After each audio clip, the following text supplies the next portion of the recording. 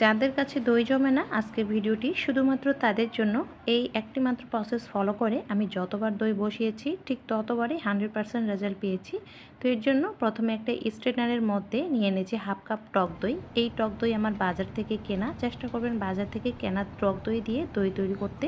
এতে করে দইটা সুন্দরভাবে জমে যাবে এবং দইয়ের মধ্যে কোনো রকম স্মেল অ্যাড হবে না। আর একবার বাজার থেকে দই কিনে নিয়ে আসলে আপনাকে আর কোনো দিন বাজার থেকে দই কিনতে হবে না, কারণ এই দইয়ের বীজ থেকে আপনি বারবার দই তৈরি করে নিতে পারবেন। দই থেকে পানিটা ঝরতে থাক। আর এদিকে আমি তরল দুধ নিয়েছি 750 ml। তো দুধটা আমি পুরোটাই দিয়ে দিয়েছি। চুলাটা জ্বালিয়ে মিডিয়াম আঁচে দুধটাকে জাল করে নিচ্ছি। যেহেতু টক দই তৈরি করব আর টক দইয়ের জন্য দুধ জাল করে বেশি ঘন করার কোনো প্রয়োজন নেই। মোটামুটি 4-5টা বলক তুলে জাল করে নিলেই হবে। আর হ্যাঁ, অবশ্যই চুলার পাশে দাঁড়িয়ে থেকে অনবরত নেড়েচেড়ে দুধটাকে জাল করে নেবেন, যাতে দুধের মধ্যে কোনো প্রকার সর না জমে। মিষ্টি দইয়ের চেয়ে টক দই কিন্তু খুব দ্রুত জমে এবং দুধটাকেও বেশি জাল করে ঘন করার প্রয়োজন হয় না, অর্থাৎ খুবই অল্প সময়ের মধ্যে এবং অল্প একটু দুধ দিয়ে অনেক বেশি টক দই তৈরি করে নেওয়া যায়। তো দুধটাকে আমি ভালোভাবে জাল করে নিয়েছি, প্রায় 100 ml এর মতো দুধ কমে গিয়েছে। দুধটা আমি চুলা থেকে নামিয়ে নিয়েছি। এখন অনবরত নেড়ে দুধটাকে আমি ঠান্ডা করে নেব।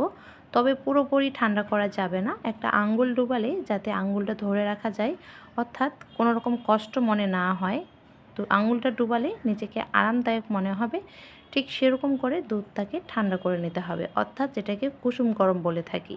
তো দুধটা আমার পারফেক্টভাবে ঠান্ডা হয়ে গেছে আর এদিকে টক দইয়ের এক্সট্রা পানিটাও ঝরে গিয়েছে। এখন এই টক দইটা আমি একটা প্লাস্টিকের কন্টেনারের মধ্যে নিয়ে নিচ্ছি এবং একটা হ্যান্ড উইক্সের সাহায্যে দইটাকে খুব ভালোভাবে ফেটিয়ে নিচ্ছি। অবশ্যই এই কাজটা ভালোভাবে করে নিতে হবে, দইটা খুব স্মুথভাবে ফেটিয়ে নিতে হবে, এতে করে আপনার দইটা খুব সুন্দরভাবে জমে যাবে। তো দইটাকে সুন্দরভাবে আমি ফেটিয়ে নিয়েছি। এখন সে দুধটা আমি ঢেলে দিচ্ছি। দুধটা ঢেলে দেওয়ার পর আবারও হ্যান্ড উইক্সের সাহায্যে সুন্দরভাবে মিশিয়ে নিচ্ছি। কন্টেনারের সাইড থেকে দইগুলো বেশি জমেছিল, সেজন্য একটা স্প্যাচুলার সাহায্যে সাইডের দইগুলো আমি মাঝখানে এনে দিচ্ছি এবং দুধের সাথে দইটাকে ভালোভাবে মিশিয়ে নিচ্ছি। এই কাজগুলো অবশ্যই খুব দ্রুত করতে হবে, কারণ দুধটাকে পুরোপুরি ঠান্ডা করা যাবে না। হালকা কুসুম গরম থাকা অবস্থায় সব কাজ সেরে ফেলতে হবে। তো দুধটা সুন্দরভাবে আমি মিশিয়ে নিয়েছি দইয়ের সাথে। আর এদিকে একটা কড়াইয়ের মধ্যে একটা মোটা তাওয়াল দিয়ে উপরে একটা ঢাকনা দিয়ে চুলাটা মিডিয়াম আঁচে 2-1 মিনিট জাল করে গরম করে নিচ্ছি, অর্থাৎ যাতে এই টাওয়ালটা গরম হয় এবং কড়াইটাও সুন্দরভাবে গরম হয়ে যায়। তো আমার সুন্দরভাবে গরম হয়ে গিয়েছে। এখন আমি সেই কন্টেনারটা দিয়ে দিচ্ছি এবং সাথে সাথে টাওয়ালটা সুন্দরভাবে পেঁচিয়ে উপরে ঢাকনাটা দিয়ে দিচ্ছি। আর এই সময় অবশ্যই চুলাটাকে অফ করে দিতে হবে। জাস্ট চুলাটা জ্বালিয়ে টাওয়াল এবং কড়াই দুটো সুন্দরভাবে গরম করে নিতে হবে এবং গরম হয়ে গেলে চুলাটা অফ করে দিয়ে এইভাবে ঢাকনা দিয়ে রেখে দিতে হবে। এইভাবে মোটামুটি আমি 4 ঘন্টার মতো রেখেছি। 4 ঘন্টার পর আমি আপনাদেরকে খুলে দেখাচ্ছি। মাশাল্লাহ, দইটা সুন্দরভাবে জমে গিয়েছে, দেখতে পাচ্ছেন। আমি আপনাদেরকে আগেই বলেছি টক দই জমতে বেশিক্ষণ সময় লাগে না, অল্প সময়ের মধ্যে সুন্দরভাবে জমে যায়। তো দইটা আমি নামিয়ে নিয়েছি চুলা থেকে। এখন আমি আপনাদেরকে কেটে দেখাচ্ছি। দেখুন দইটা কত সুন্দরভাবে জমে গিয়েছে। চামচ দিয়ে কি সুন্দরভাবে কেটে কেটে তুলে নেওয়া যাচ্ছে। তো এই রেসিপি ফলো করে আমি যতবার দই বসিয়েছি ঠিক ততবারে 100% দইছে, দেখতে পাচ্ছেন। দইটা জমে যাওয়ার পর নিজেকে এত ভালো লেগেছে কি বলবো।